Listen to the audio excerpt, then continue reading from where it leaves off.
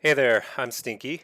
I am a Warlock main. I've been playing Warlock ever since Burning Crusade when I first got my first Gladiator title. I've gotten Gladiator over the seasons. These days I only do the solo content and then I play twos with my wife. We're pretty high rated for a Warlock healer combo. I'm very proud of that. But in solo content, I'm basically at the top of the ladder.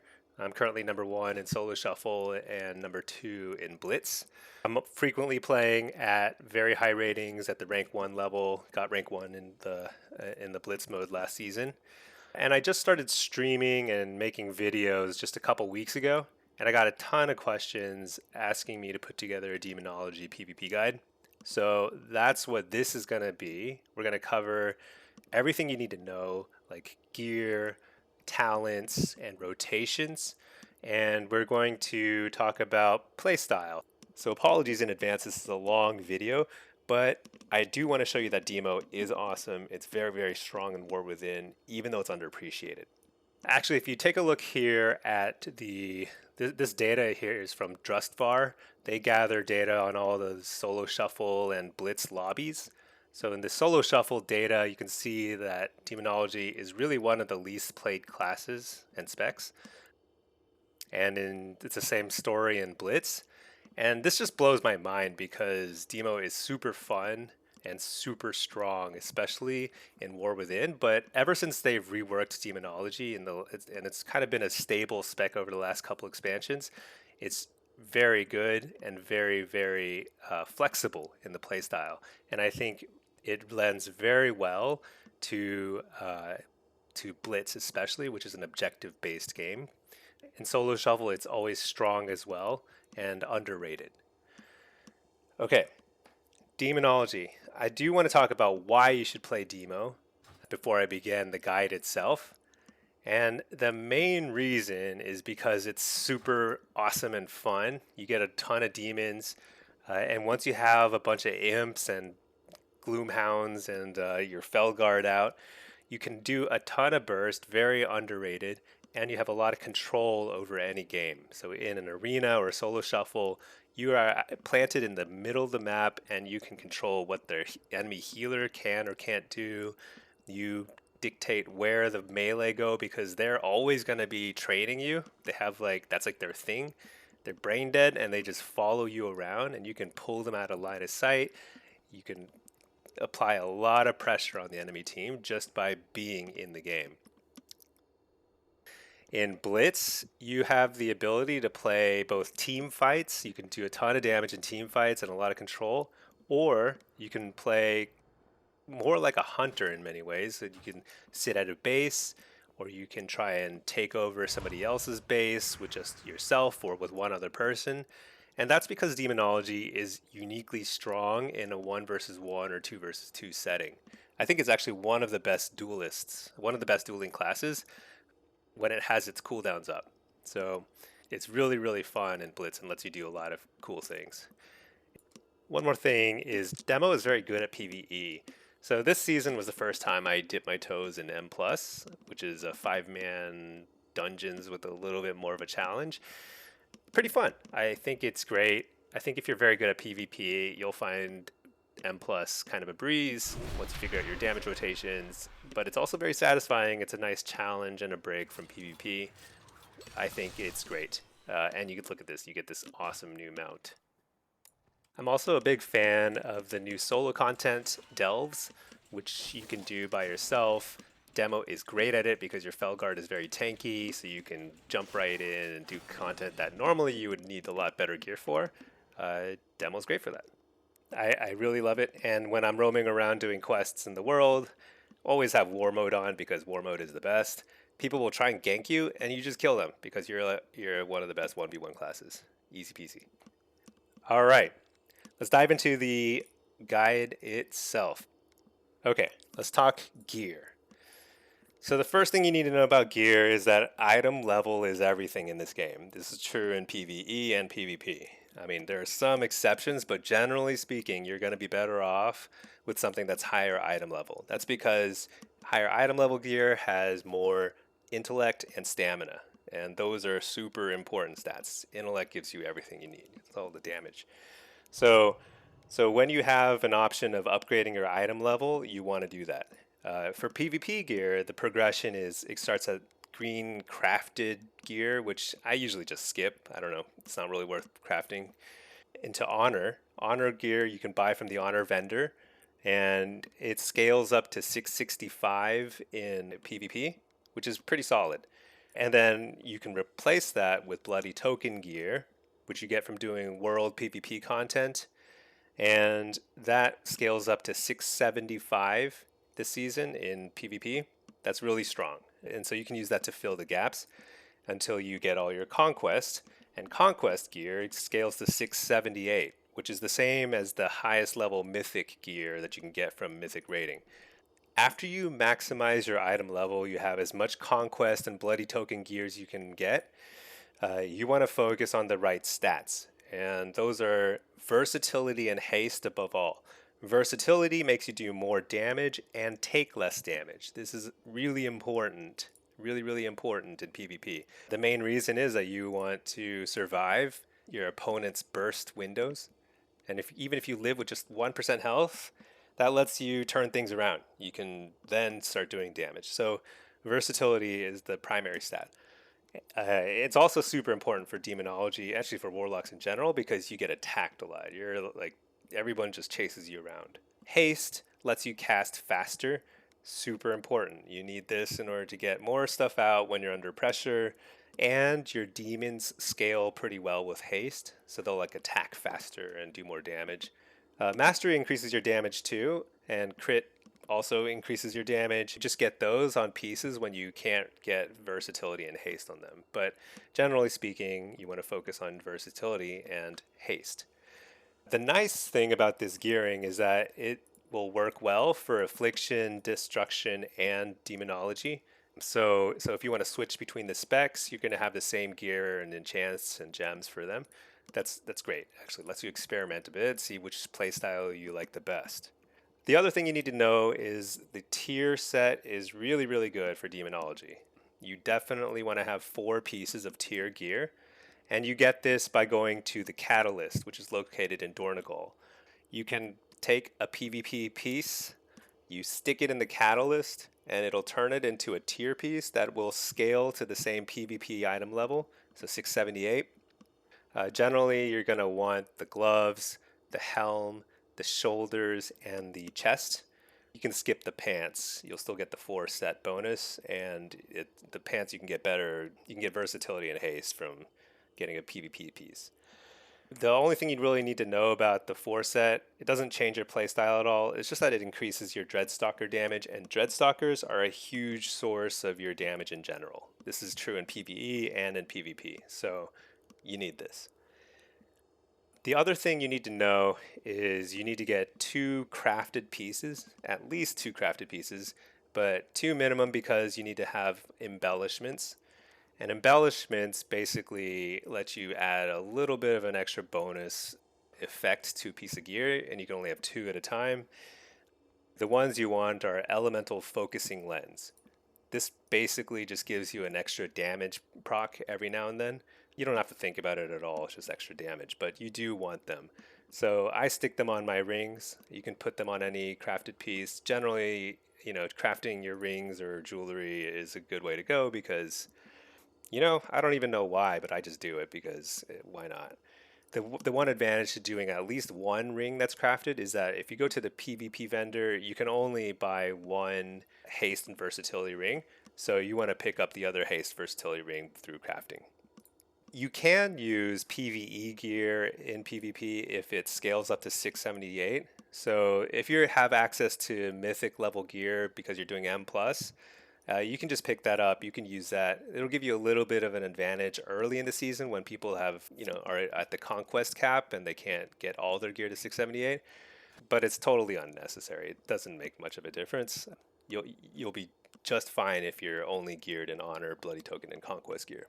And you can get random things like I have these engineering bracers. This lets me stack more versatility at the expense of haste. I just prefer like a heavy versatility build, but totally unnecessary. After your 4 tier pieces and your 2 embellishment pieces, if all of your gear is purchased from the PvP vendors, you'll be totally fine. You're not at any sort of disadvantage against anybody else in an arena, solo shuffle, or blitz. All right, gems. Gems are very simple. You need to have this gem. This is called a cognitive bloodstone. You need to have it because it gives you precognition when your opponents miss a kick on you. A kick is an interrupt. This will give you immunity to any sort of crowd control, like stuns or other interrupts, for 4 seconds. And this is critical. You need to get precog as often as you can, and the more times you get it in a game, it swings the momentum in your favor so much. You get to free cast, you cast fears on the healer, you get your tyrant out without worrying about being kicked. This is a huge thing. Once you have one cognitive bloodstone, because you can only have one, you want to fill your gems with just quick sapphires or maybe a versatile emerald, something that has both versatility and haste on it. It doesn't really matter too much. They don't add up to a ton of stats, but you might as well get it. It's something to grind towards anyway because it costs a ton of honor to get these sockets. And you get the sockets by buying them at the honor vendor. Okay, the enchants. So working down from the headpiece on down. So the headpiece, there is going to be a new enchant, new this patch, 11.1.5. It's going to be called some sort of corruption. And I don't actually know which was the one to use. I think people will figure that out once it's actually released. But over the coming weeks, we'll probably see corruption enchants start to appear on helms. You'll probably want one that might require you to do a little bit of PvE, something to work towards. Going on down, you need a cloak enchant. I highly recommend Chant of Leeching Fangs. This is going to give you a little bit of a leech stat, but that's not so important. What is important is it gives you out of combat regen, which when you're in a blitz, it's very important for you to regen health quickly in between fights because you're often kind of going from one fight to another fight and you want to have as much health as possible. So you probably want that one. On your bracer, you have a little bit more optionality. You can get the speed enchant or the leech enchant. Personally, I prefer leech just because, I don't kite very much. I just do a lot of damage and sit in the middle. Chest piece is you're going to want crystalline radiance. It gives you intellect and maybe stamina. I don't even know. It doesn't even say here. But that's pretty much the only option for you. Legs, you're going to get the spell thread that gives you intellect and stamina. Again, I don't know what it's called, but get that. Boots, Defender's March. This gives you stamina. Get that too. Rings, you can put either Radiant Haste or Radiant Versatility. I put Versatility because I like it. Some people will put Haste if they like the extra speed in their casting. It doesn't matter too much. And then weapon. You're going to want to use Authority of Radiant Power. This does a little bit of damage when it procs, and it gives you an intellect boost. And this actually reminds me, I have a dagger offhand combo. You should get the staff. It is itemized better, but I just think the dagger looks cooler, so... The PvP trinkets, you buy them at the PvP vendor, and for one of them, you're always going to use this. It's a medallion. Every single season in PvP, you're going to be using a medallion. Medallions let you break crowd control every 2 minutes. Can be really important if you're in trouble, like you're getting attacked and you're stunned and you need to get out of there, or if you get stunned and you're in the middle of your go and you want to do more damage, you can use it offensively too. The other PvP trinket, just grab the insignia. You can get a badge too, but the insignia is perfectly fine. Passive, gives you damage proc every now and then. You don't have to think about it at all. You have to use 2 PvP trinkets because they have a set bonus that gives you more intellect and more stamina. It's such a boost that you really can't use any other trinkets. So even if you get an amazing PvE trinket from Mythic whatever rating, you'll still never use that in PvP. Hero talents. There are 2 hero talents, Diabolist and Soul Harvester, and they're both really good. You can use either one in any situation. So arena, solo shuffle, or blitz. The difference between them is really just two things.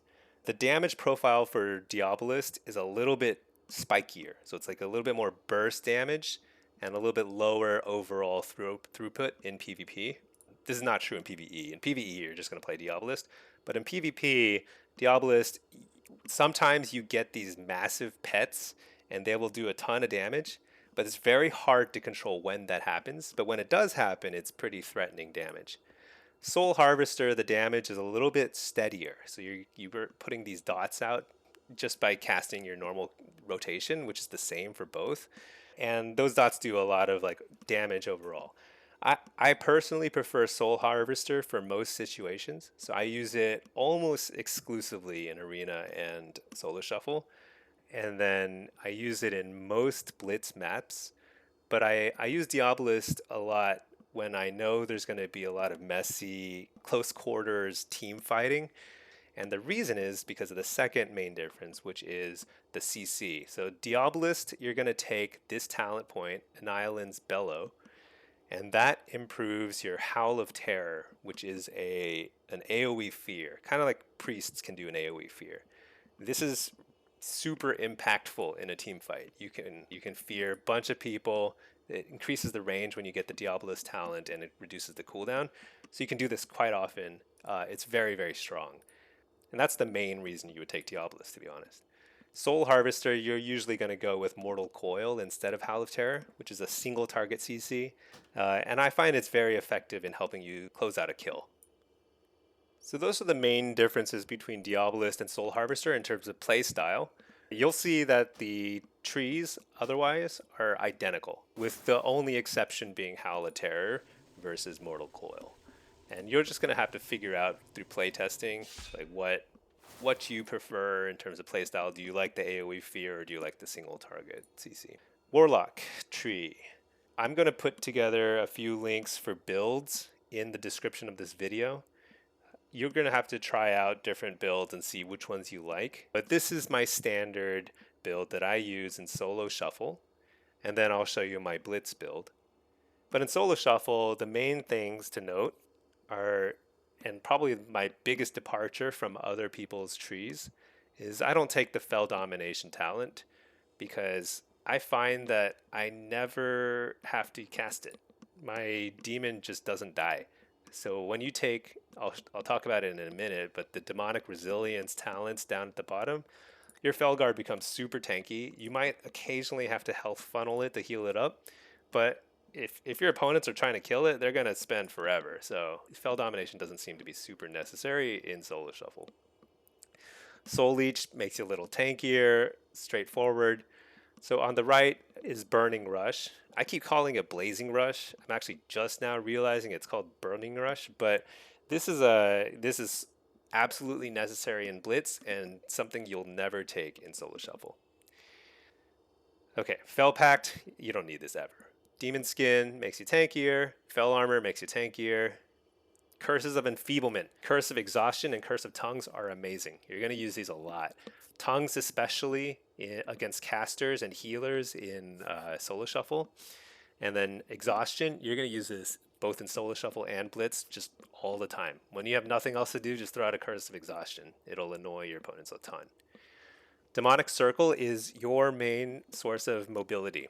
When people say you need to kite more, basically all you can do is Demonic Circle. You teleport, and then everyone else will just be right on top of you 2 seconds later. It's not actually a big deal, but it will buy you a second or two every now and then. Mortal Coil, Howl of Terror. This is where you decide. Take Howl of Terror if you're going Diabolist. Take Mortal Coil if you're going Soul Harvester. Okay, next row. So Amplify Curse is very good. It makes your Curse of Exhaustion especially. It makes your opponent really slow. That's very powerful in Blitz. So I do take this sometimes, especially in Capture the Flag maps, but it's pretty hard to afford this extra point, so it's hard to fit that in usually. Demonic Embrace makes you a lot tankier. You take it. Demonic Inspiration, your pets do more damage, whatever. Wrathful Minion, more damage, sure. Demonic Fortitude, more health, sure. Sweet Souls, take this. I'll note that on the left here is accrued Vitality. You're never going to cast Drain Life. It got super nerfed after Dragonflight, and it's a completely useless spell. Also over here, Banish. You can take this against other Warlocks. You can banish their main pet, their Felguard with it, or their Fel Hunter if there's something else. You can fear the pet too, so it's not really a huge deal. Nightmare is actually very strong. I will take this most of the time when I'm doing Solo Shuffle because it makes your fears last just a little longer if the target you're fearing is taking damage. Super important.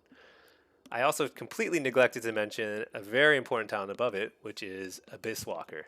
You need Abyss Walker because in Solo Shuffle, this will reduce the damage you take by 8%. It says 4% here because I'm in just the world, but in PvP places, it's 8%. That's a massive damage reduction, so you want to take this a lot. I don't take it in every single Blitz game because sometimes I'm just not focused that much, but it is pretty good. Demonic Gateway is another, you're going to use this a lot in Blitz and Shuffle.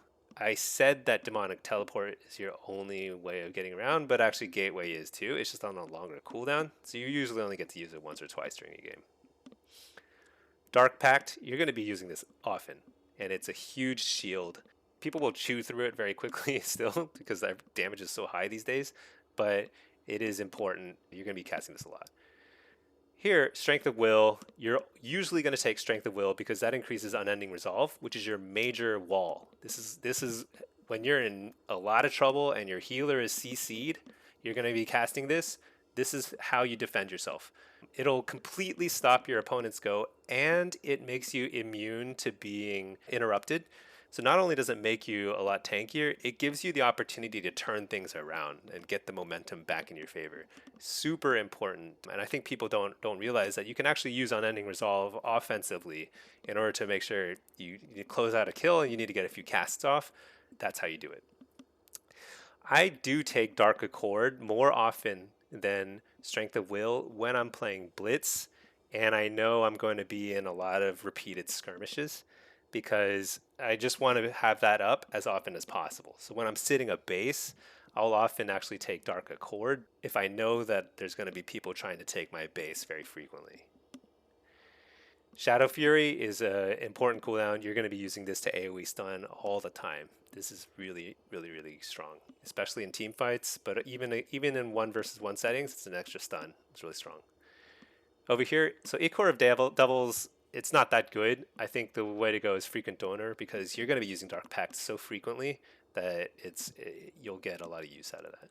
So Socrathor's Guile is a talent point that you want to take because Wild Imps are, they're like a reasonable source of damage. In PvE, they're like your biggest source of damage. In PvP, they're moderate. But it's really hard to afford these 2 talent points, so I basically skip it. And then I take Sargerai Technique, mainly just to access stuff below it. And then over here, Dark Fury, I'll skip this talent. Shadow Flame, same thing. I've actually never used that, honestly, in like 2 expansions, so I don't think you need it. Okay, over here, Swift Artifice. This is like a PvE thing. Okay, Demonic Tactics gives you damage. Great. Teachings of the Black Harvest. So this is actually underrated. I think it's very strong for Felguard because it lets you switch targets a lot faster.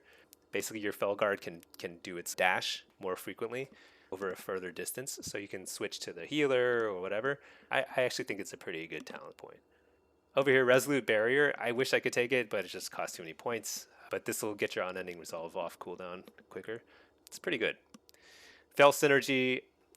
I think the amount of healing it does throughout a game is actually very low, but you need it in order to get Pact of Gluttony below it, which is amazing. It gives you an improved health stone. I actually think it heals less. It might heal less than a normal health stone, but it lets you use it every 60 seconds. And you will use this all the time. You're going to heal so much from health stones in both Blitz and Shuffle. Soul Link makes you a lot tankier.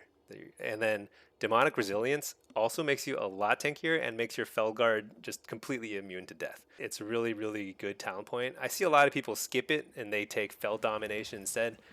I personally think you should take Demonic Resilience and take points somewhere else because it makes you a lot tankier. Soul Conduit. This is a great talent point if you can afford it. It's a PvE thing though. You're just not going to be able to afford it in PvP. Soul Burn. is awesome. You're going to use this all the time. I use it with gateway to get the gateway out instantly. I use it when I teleport to make me move faster after I teleport, so I can kind of get around a corner easily.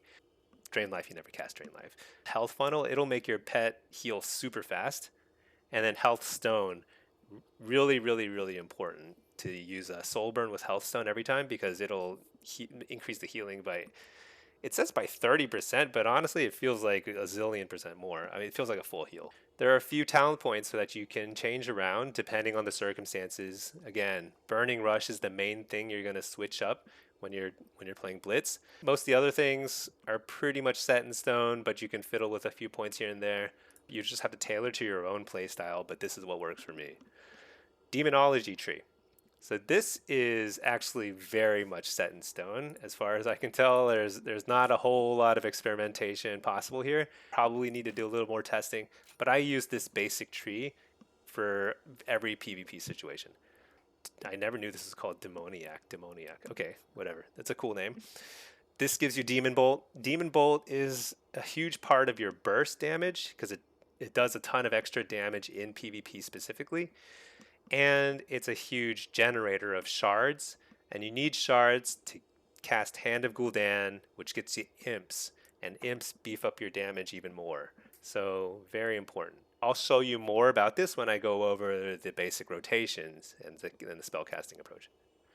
Implosion, yeah, this sucks in PvP. You'll never use this. Call Dreadstalkers. You're going to use this on cooldown. Dreadstalkers are very, very strong in PvP. They do a ton of damage, and is a shadow school cast. So that means that if you get interrupted when you're trying to cast Dreadstalkers, that's okay. You can switch over to casting Demon Bolts and Hand of Gul'dan. Those are Shadow Flame spells. If you get kicked in Hand of Gul'dan, that's pretty rough. You can't do anything. Imp Gang Boss, that would be extra damage. I would take it if I could. Can't afford it. Spiteful Reconstitution. Consuming a demonic core has a chance to summon a wild imp. Sure, I'll take it. But the main thing is you just need this to access the stuff below it. Dreadlash, this is a point that you probably could take if you shifted another point from somewhere else, like Fell Sunder down here. I think that's pretty nice, but it's hard to afford that talent point. And the one next to it, Carnivorous Stalkers, is very strong. It makes your Dreadstalkers do a lot more damage. It doesn't sound like much, but it's a lot more damage. Inner Demons is great. This just gives you a steady flow of demons. The imps just like pop up. You don't have to think about it, and they will do damage. Great. Soul Strike is very important, actually. You need this. This is not going to do very much damage, but your Felguard is going to every now and then do a Soul Strike, and it'll give you a Soul Shard. And you need as many Soul Shards as you can get, because it's very hard to generate them in PvP. Demonic Strength, you're going to use this with your Tyrant because it's a minute cooldown, and it'll just spin around, do some extra damage. It used to be very strong. Now it's okay. It's worth casting, especially if there's a AoE setting, but it's not a huge deal. Sacrifice Souls, this is very important. It doesn't look like much, but this will make your Demon Bolt do a ton more damage. It can make your Demon Bolts do like 30% more damage. They're going to do over 1 million each, and it's an instant cast that you can dump like 4 of them in a row, so it's very, very strong. Rune of Shadows increases your damage by a decent bit, makes your Shadow Bolt a little better. It's definitely worth taking. Imperator. This is, I would take it if I could, but can't afford it. Fell Invocation. So this you need to take it with Soul Strike in order to make Soul Strike generate Soul Shards. It's just free Soul Shards, and you need as many as you can get. Very important. Annihilin Training, very important. You're going to take this, makes your Felguard tankier and do more damage. Wicked Maw, this procs a lot. So this will make your targets take more damage from you. Super important.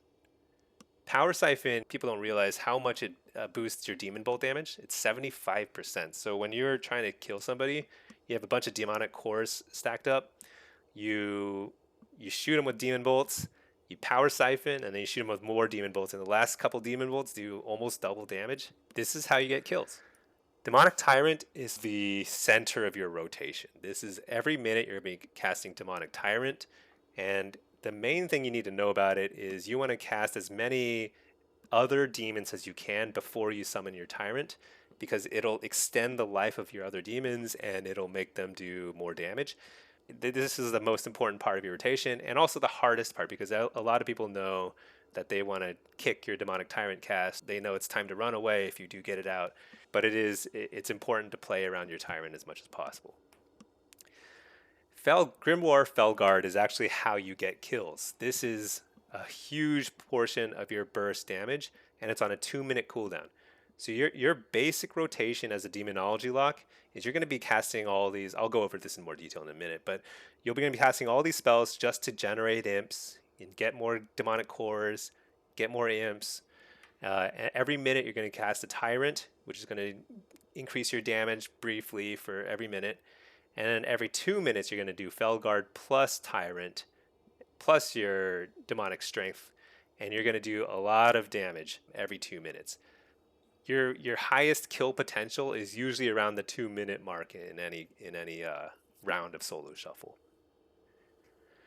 Expendables will increase the damage your pets do. Totally passive. You don't have to think about it, but it is very good. Power Siphon, Blood Invocation increases Power Siphon. Huge.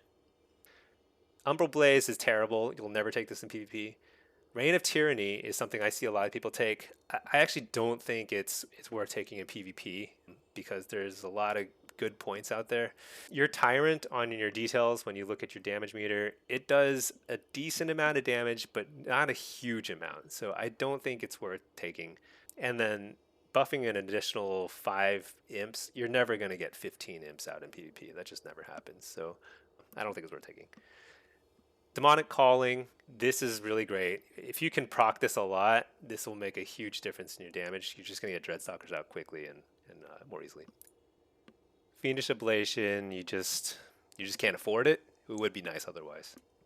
Felsunder increases the damage taken by basically anything when your Felguard is spinning around, and he spins around a lot. You'll see the uptime on Felsunder is pretty decent. I'd guess on average it's increasing your damage by 2 or 3%. It's pretty strong.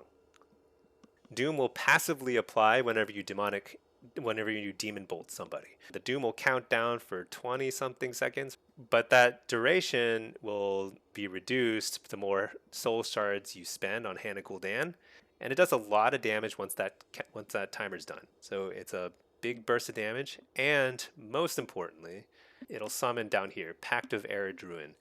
It'll sometimes summon a Doom Guard that casts 5 Doom Bolts. In PvP, this guy does a ton of damage. It's weird. I think he has a lot of hidden modifiers in PvP or something. So you want to get as many Dooms on as many targets as you can. So if you see a target and you've got a free Demon Bolt, just toss a Demon Bolt at them. Don't even think about it again. Eventually, that might summon a Doom Guard and do some damage. Pact of the Imp Mother, you're never going to take this because Umbral Blaze is such a waste of time.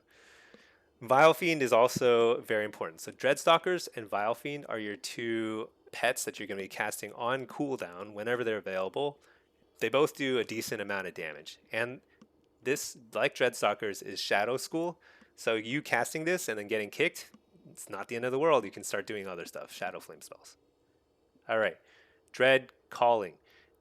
This is a talent point that's really, really good in PvE. And in PvP, it would be good. I would take it, but it's just you just can't afford it because the point next to it is much better. And Tauren Armaments increases your Felguard damage. Felguard is a huge source of your damage. The next talent is a little bit of a toss-up. I see most people taking Impending Doom. I personally take Doom Eternal because I think just getting the Demonic Core straight away is more useful because Demon Bolt in PvP, it'll often be your number 1 source of damage. So you just want as many Demon Bolts as you can. Foul Mouth increases Vile Fiend, great. Houndmaster's Gambit increases Dreadstalker damage, great.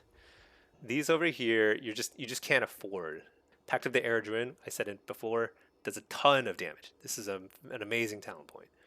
Shadow Touched, also amazing, more damage. Here is another option. So I usually take Gloomhound because I think it does a little bit more single target damage. However, Charhound, this guy here, Mark of Tharg, that's a great name. He does a lot of AoE damage. I don't know exactly what the break point is. I don't know if you need to have 2 or 3 or more targets before this guy's worth it. But he is definitely better in most blitz settings. Flame touched, more damage. Take it.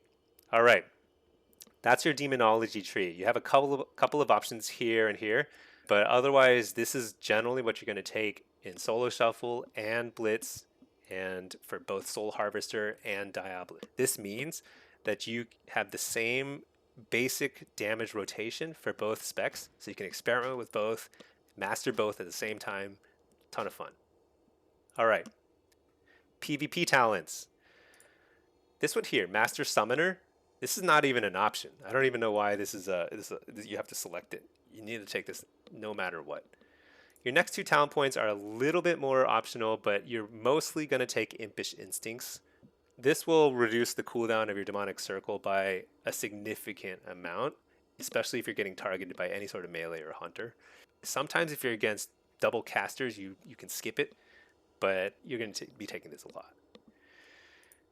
The last talent point is optional depending on your situation. And again, you can skip Impish Instincts if you are facing casters. But Call Fellord is amazing. If I'm facing even 1 melee, I will always take this.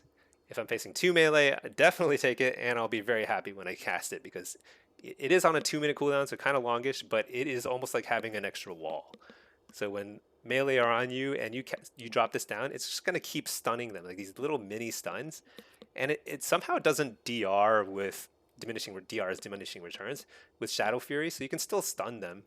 And then they'll get stunned again by the Fellord every few seconds, and it's pretty awesome.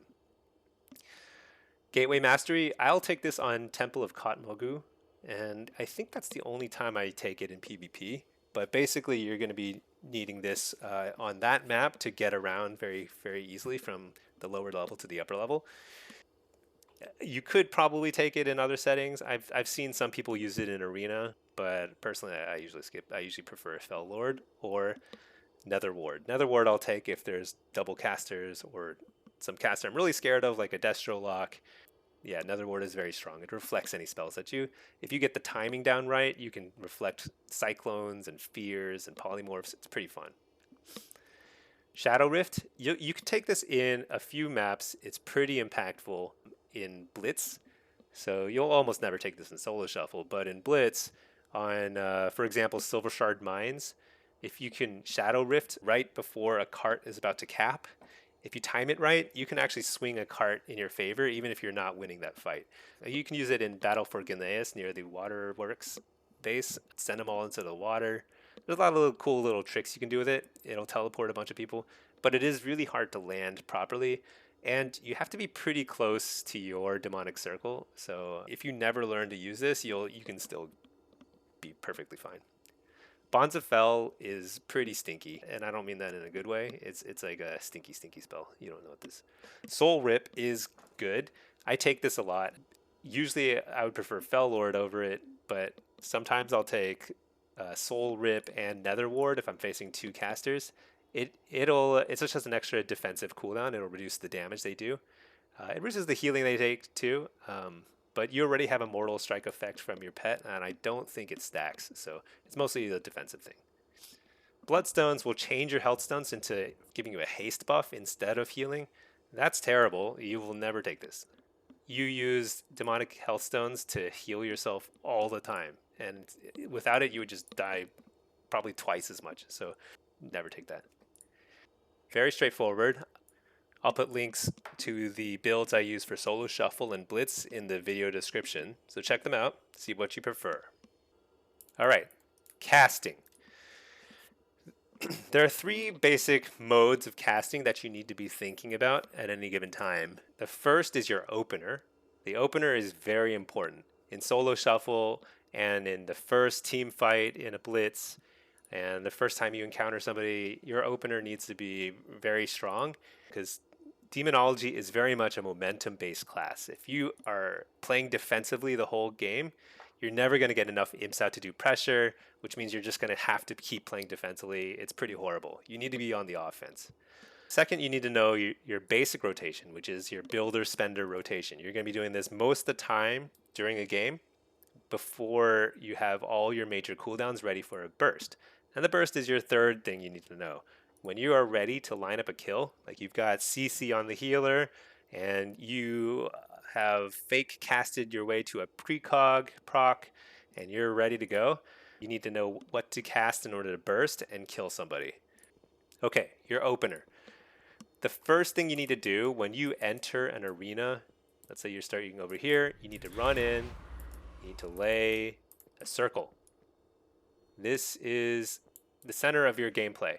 You're never going to roam further from your circle without relaying it. If you run really far from your circle, you need to relay a new circle. But when you first run in, you're going to lay a circle and you're going to lay a gateway. I use a soulburn / cast demonic gateway macro. You can use it at your cursor too, so you don't even have to like click your mouse at all. When you have your circle and your gateway laid, you're ready to start casting and attacking. You want to move a little bit away from your circle so you can start casting, doing damage. Everyone's going to start coming at you. You'll be able to port right over to your circle when you're in trouble. The first thing I do is I actually power siphon. So this gives me a 20-second window to have 2 extra demon bolts. And the reason why I do that is I will see I already have another imp coming out. So power siphon sacrifices 2 imps, and you just passively with inner demons you summon extra imps. So you want to be casting power siphon at the very start of the match, and then you'll start having imps again ready soon anyway. So it doesn't really cost you anything, and it lets you get a couple free CPS off. So I'll start with a power siphon, and then I'll start casting Gloomhound or Charhound, whichever one you have. So Charhound is, or Gloomhound is, again, it's a shadow spell. You can start casting this in the open. If they kick you, whatever. If they kick you, then you just start casting Hand to Gul'dan. But your opener is going to be Charhound after Power Siphon, and then because I've been talking, I let my Demon Bolt expire, but you would cast Demon Bolt after, and then Dreadstalkers. If you're lucky, you'll get a free Dreadstalkers out of your Power Siphon. So here, I'll show you. Okay, so first thing I'll do is pretend I started with 4 shards. Gloomhound, Demon Bolt. See, I got a proc, free Dreadstalkers, and then I start casting my basic rotation. The basic rotation is Shadow Bolts into Hand to Gul'dan. You want to try and cast Hand to Gul'dan with 3 shards, at least 3, whenever possible, because it's the most efficient way to get Hand to Gul'dan damage out, and it'll summon more imps. But basically, whenever I have Demon Bolt procs, unless I'm trying to save them up for a burst, I will use them to get shards, so I don't have to cast Shadow Bolt quite as much. The Shadow Bolt is not efficient spell in PvP. But other than that, this is your basic rotation. So you've done your opener, you're now in your basic rotation, you're spending shards on Hand to Gul'dan, you're generating shards with with Shadow Bolt rather, and Demon Bolt, and my pet is also occasionally generating a free shard with Soul Strike, and then you're just otherwise just casting. I have over here an imp counter, so I can see, generally speaking, how many imps I have. 10 is a really good number to hit in PvP. That means that you're kind of dominating. That means you're getting a fair amount of Hand to Gul'dans out, which means that you're doing a great job with precogs and you're not getting kicked. Things are going well. But otherwise, so here, I should be casting Gloomhound and Dreadstalkers off cooldown. And otherwise, just keep spending, generating shards. The one thing you want to avoid doing, if possible, is avoid over-capping shards. So here I have 4 shards. I would not cast another Demon Bolt because that would waste some shard generation. I would rather use those shards on Hand to Gul'dan or Gloomhound. That would be the more efficient way to play. However, sometimes you're just going to have to do what you got to do in order to get a kill, or if you're just on the run and you really can't get a Hand to Gul'dan out and spend your shards, but you can't just run around and do nothing, and you have a bunch of demonic lords, and yeah, you'll just overcap. It's fine. Okay, now let's talk about the burst rotation. You want to get as many imps as you can out. You want to get your Dreadstalkers out. And ideally you would have your Gloomhound out. I should have waited a couple seconds before starting this, but anyway, here's a Gloomhound. Toss my last hand to Gul'dan, and I want to get out my Grimoire, Felguard, and Tyrant together. And then you just go back into your basic rotation. But this is going to do a lot of extra damage during this window. Your Tyrant buffs every pet that you have out. It extends the life of your Grimoire Felguard, so he's going to be out for like 30 seconds just doing a ton of damage. And otherwise, you're just going to be trying to do damage.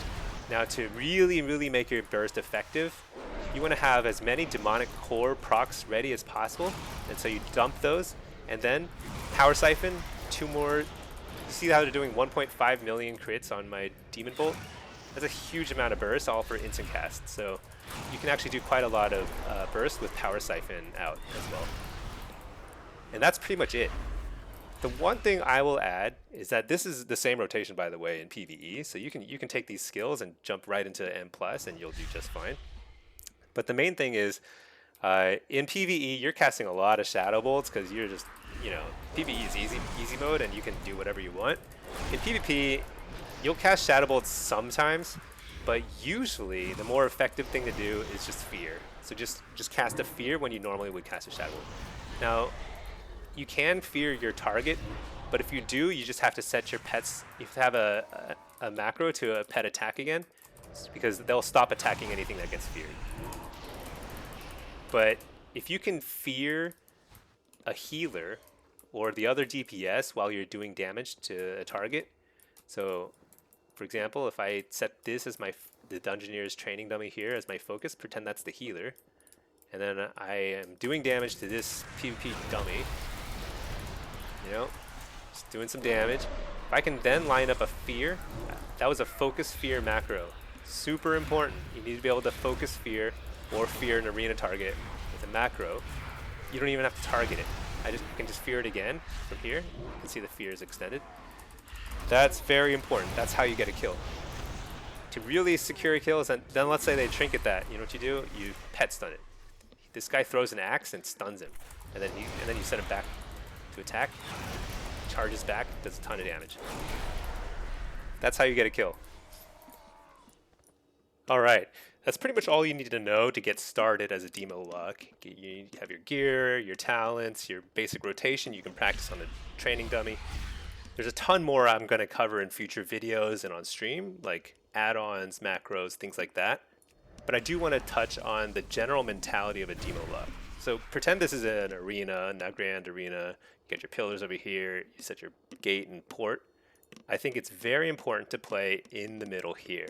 You play in the middle. You can set up a triangle formation if you're with another caster, but generally you want to play in the middle so that your healer can play safe at the pillar. That one or this pillar over here.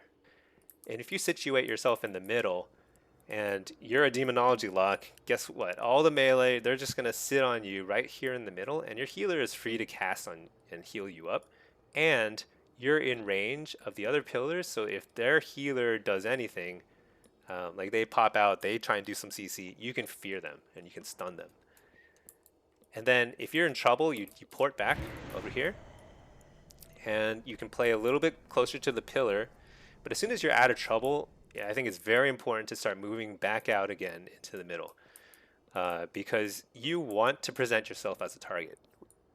This is what sets Demo Lucks apart, is your mentality is, I want to absorb all the attention and damage and CC that the other team has, and they will throw it at you because you're a very threatening target and because you present yourself there.